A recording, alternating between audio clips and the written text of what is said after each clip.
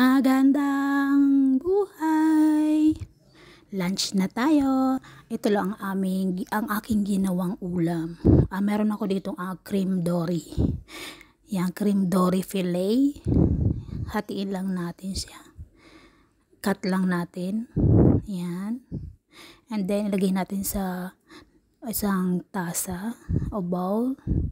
Then, marinate lang natin siya ng garlic powder, salt, pepper, then sugar.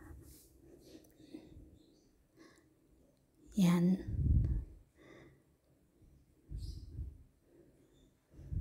Yan, massage lang natin.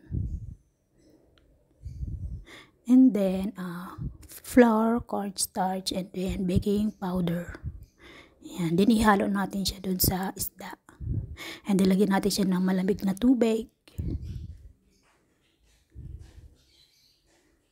Yan.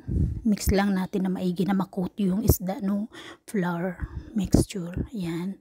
And then, i-deep fry na natin. Yan, na mag golden brown. Yan. Simple lang at saka madaling gawin. Yan. Then, bahala na kayo kung anong sausawan ang gusto nyo. Then, maglagay lang ako dito ng leeks. Ayan lang. Thank you for watching. Follow for more. Bye.